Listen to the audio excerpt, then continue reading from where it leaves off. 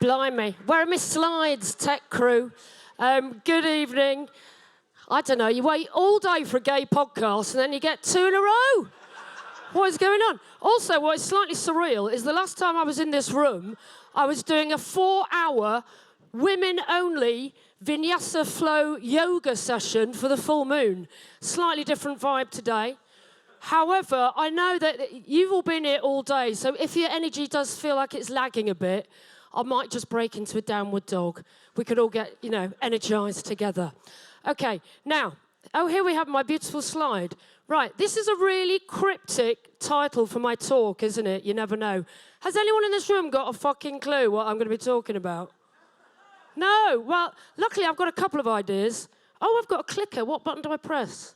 Right, or down, or middle. I mean, technology and me are just not meant to be. So I'll tell you what I am going to be talking about. The title of the talk is You Never Know.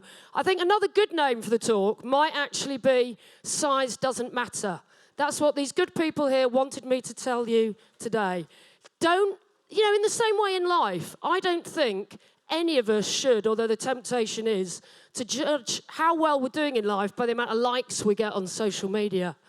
I don't think we should be judging our podcasts just on how many downloads we're getting. Numbers are great. I mean, I'd kill to have the set number of downloads that gay and non-gay have. They are the world's leading LGBT podcast. But I haven't. But what has happened to my podcast has been extraordinary. So over the next 10 minutes or so, I'm going to tell you all about my podcast, which started off over here somewhere, and it was a podcast. We all kind of know what those are now, don't we? Then I'm going to tell you what it became over here, and then, as a world exclusive to you guys, I'm going to end over here, and I'm going to tell you what it's going to be.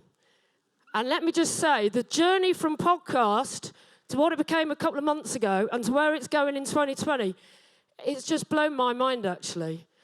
I don't have a lot of downloads. I talk about the amount of downloads with my podcast partner in terms of hundreds, not even in terms of, thousands, which saddens me because I want a lot of people to listen to it. So I'll just tell you a little bit about the podcast, first of all. Also, just a bit of but no, not that slide yet. Did I press something? Oh, no, it's all right. I'll press it later. It's all right. That was a spoiler. So a little bit of background about me. I also work in broadcasting. I've already got my 2 radio shows. Greedy, I know. So I already present on BBC Radio Manchester, and I host the Drive Time show on Gadio. So why do a podcast as well? Jesus, does she love the sound of her own voice? Probably. But like you all know, the beauty of a podcast is you can do your own thing. You can really have your own voice, and you can fucking swear. It's brilliant. And I felt like I wasn't being able to do the sort of in-depth sort of interviews that I wanted to do, maybe in a radio station format. So podcasting was brilliant. I'm slightly annoyed that I didn't even come up with the idea for my own podcast. It was the brilliant idea of a lady called Sam Walker, whose name you may recognise. She used to present on 5 Live and also on BBC Radio Manchester as well. And she said, Emma, you need to be doing a podcast. She was my landlady at the time, so I had to listen to her. True story. I was the lesbian in the loft. And she was the best landlady in the world because she had a recording studio in her basement. So, yeah, a match made in heaven. She said, why don't you do a podcast for the LGBT community about coming out stories? I was like, well, I don't know, Sam. Coming out, it's very 90s, isn't it? It's a bit shit, isn't it, coming out? It's a bit shit. Straight people don't do it, do they? They don't go, Mum, Dad, let me sit you down. This is going to shock you to your core. I'm straight. And I identify in the same body that I was born in. Thank you very much. It's just a bit of a shit thing coming out, so I just thought, do we need it? Do we need to be talking about it? In an ideal world, we just, it wouldn't be an issue, would it, really? But my God, we do not live in an ideal world, do we, people? And I'm doing this podcast because I fundamentally believe there is a massive need for it. So I don't care about the numbers for me. I don't care about making money from it. I want the numbers to go up and it to be a successful podcast because I genuinely believe there is a real need for it. I genuinely believe that it will help other LGBT people around the world hearing other people's stories. What I found since I've been doing the podcast as well, is it's really helped the people that have talked to me. I've had people break down in tears. I've had people say it was a really cathartic experience for them. And it's also, I think, really helped parents and carers or siblings or friends to listen to coming out stories, because the sort of process that people go through when they're coming out, there's so much trauma involved in it sometimes as well. I think there's only one person that I've interviewed, and the gay and the non-gay are familiar with this guy, Stephen Bailey, comedian, whose coming out story was literally, oh yeah, so I went home, I said, Mum, Dad, that's my boyfriend, I'm going upstairs to get changed, then we're going to the Trafford Centre. Laters. That was it. And in an ideal world, it should be like that, shouldn't it, really? It is not the ideal world. I've spoken to people who have been threatened with lobotomies. Admittedly, this was in the 60s and 70s. I've spoken to people who have had gay conversion therapy. I've spoken to someone, and this is legal in America, who has been thrown out of university for being gay. I've spoken to people who have been physically abused by their own parents. I've spoken to people who have never spoken to their families ever again. Some really harrowing stories, but I always want it to be positive. There always is a positive outcome at the end of the podcast. Because even those people that never have spoken to their families again have always found what Armistead Maupin refers to as their logical family. They might not have their biological family, but they have found their own families. They may have got married if it's legal in their country. And I always want to leave it on a positive thing, because I don't want people to be utterly depressed by it. Even those people that have been physically abused, they have seen that they've got to the end of their lives and they've got the light at the end of the tunnel. So to me, it's a passion project. And I haven't got loads of money. Is that how many minutes I've been talking for already? Or how many I've got left? Oh, it's going down. Okay, good. It's been a long day, hasn't it? God, Jesus Christ. So I would love to have millions and millions of people listening to it, because I passionately believe in it. I've even got out and interviewed a few celebrities. So I've got a few of the old RuPaul Drag Race queens. I've interviewed Lucy Spraggan, comedian Joe Lycett, because I'm thinking, these people would be great. They'll tweet it, they'll put it on Instagram, I'll get loads more listeners. Sometimes they do. Sometimes they're too famous, they can't be fucking asked to tweet. So it hasn't helped that much, really. But I know that I have really, really good feedback from my podcast, and I'm genuinely, really, really proud of it. But what is extraordinary is what's happened since, really, because I've not got this great success. I meant to go to the talk before about how to monetize your podcast. That would be nice, wouldn't it? All we've done so far is Paul Sam Walker has spent loads of money on it, not managed to pay her back yet, but never mind. She's buggered off to Phoenix, Arizona now, which, thanks to the wonders of modern technology, is not a problem, because you can do a podcast from wherever, can't you, really? So that's the state of coming out stories. We've been doing it just over a year. We've got 51 episodes out there. And about 2 months ago, someone approached me who said, loving the podcast, Emma. We're doing this thing. This guy's name is Adam Zane. He is a theatre producer. And he said, Emma, why don't you write a play? Something about your podcast. I was like, I can't write a play, Adam. I'm not a playwright. What I could do, though, why don't I transcribe some of the stories? Because this year, if you know your LGBT history, it was 50 years since Stonewall. I had the great honour and privilege of interviewing a guy who was a drag queen at the Stonewall riots. I mean, for a start, he was the best speaker ever anyway. He's got the most incredible coming out story, and he was at Stonewall. So we transcribed some of his coming out story and his recollections of that particular night. We also transcribed 3 other of our favourite stories and sent them in to him. He said, we're looking for new LGBT writing. We're going to put it on stage at the Lowry as part of a brilliantly titled production called Outstage Us. So we submitted it all, chose our favourite stories, wrote them all up, edited them down, sent them off. And he said, yeah, this is brilliant. This is a play. What you've got here is a play. I mean, technically it was 4 monologues, but anyway, let's not split hairs. So, a couple of months ago, I had the great honour and privilege of seeing 4 of my podcasts transformed onto the stage at the Lowry. Now I'm going to press some buttons. These are the actors which they sourced. So at the top are the real names of people that I interviewed. Lucia is an incredible woman who was born in a Magdalene home in Ireland, ran away to Manchester to be homeless, and then got involved in the Gay Liberation Front. Richard is a guy who really is quite a devout Muslim, who really struggled with his sexuality. Martin is who I've just been talking about, the guy that was at Stonewall, and Olivia as well. And the bottom names are the names of the actors who played them. That is the brochure from the Lowry. There was a colour one. I don't know why I didn't take a picture of that. Here I am with my actors and actresses. They were all so lovely. I think she's been in Corrie, that one, hasn't she? I don't know. I'm not an expert. Okay, here we are again. Oh, and here we are at rehearsals. That was a really exciting... I'm not a thespian. I might be lesbian, but I'm not a thespian. Did we need to point that out, did I really? Whatever. So here we are at rehearsals. There were lots of other events going on at the time. Oh, and here we go. So my 4 monologues were sort of slotted in between some other productions that were actually original LGBT writings.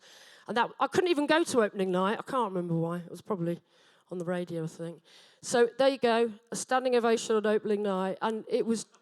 I did go on the second night, and it was incredible. Oh, sorry. Please pass on my raving review to Abigail and Sam. Abigail, my sister, helped write up some of them. Sam Walker. Joan Collins' Fuck Me Pumps is a reference to a drag queen that was being thrown in the back of a riot van, and the guy describing it said, I'll never forget it, I'll never forget the sound. And she was wearing Joan Crawford Fuck Me Pumps. So that's that. And this is the real Richard meeting the actor that played him. I don't know, how cute is that? And they got on really well. And they almost look quite similar, don't they? Anyway, right, here we are in New York, in Central Park, and this is the real Martin. What an incredible guy. This man has lived. This man came out in the 1960s to his very working class family in Brooklyn and was at Stonewall that infamous night. Okay, this is a video. What, it looks a bit shrunken.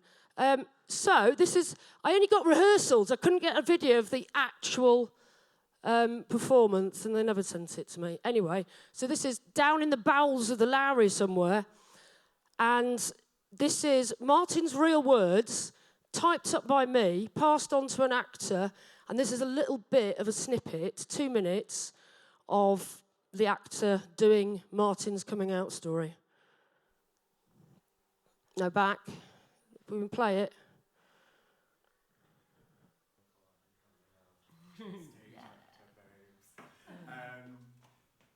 So by the time I got home, the phone was ringing, and it rang all day.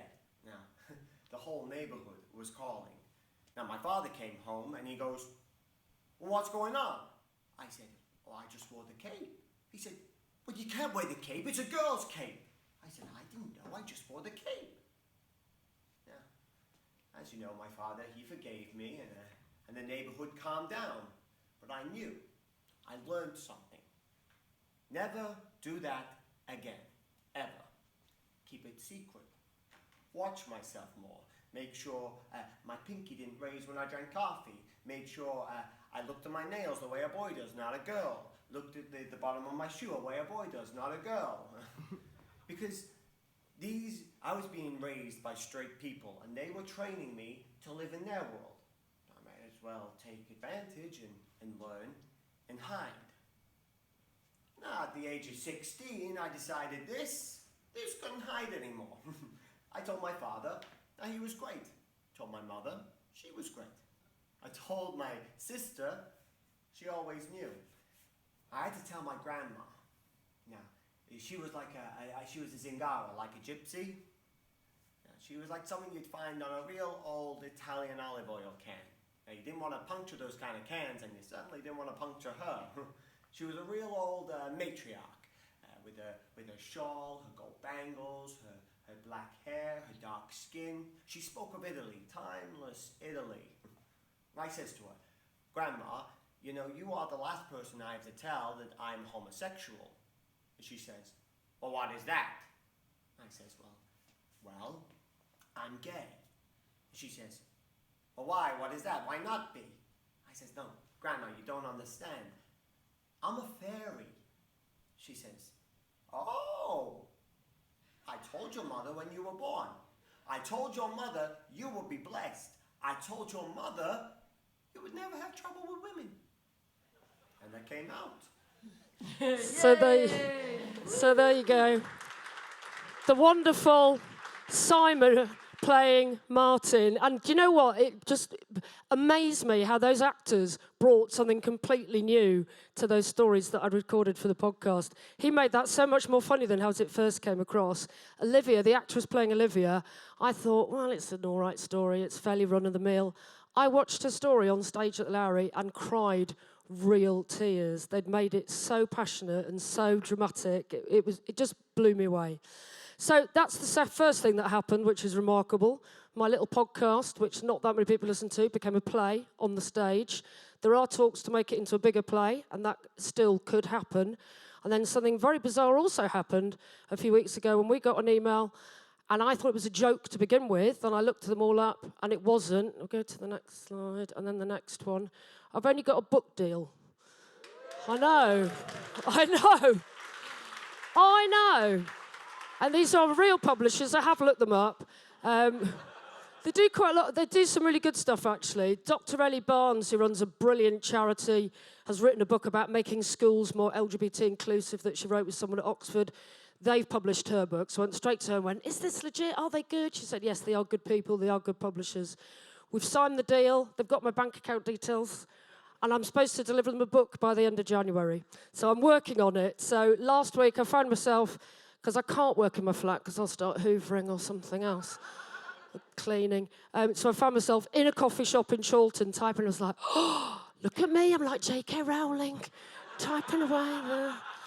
I'm really not. I'm kind of transcribing other people's stories. But they just wanted me to share what's happened to my podcast. I think it's a very different journey that my podcast has gone on.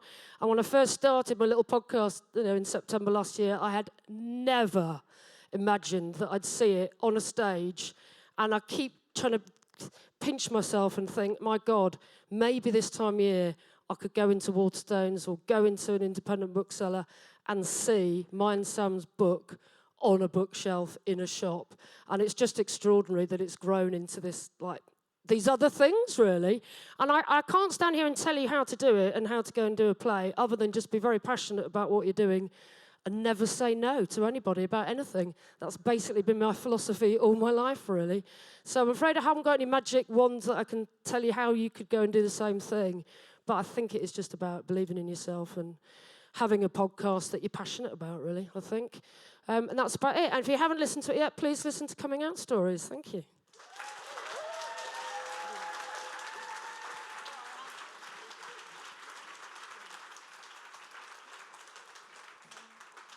Emma Goswell, everyone. Oh, so good. Just what can happen if and when, or you do have a podcast, what can come of it? It's just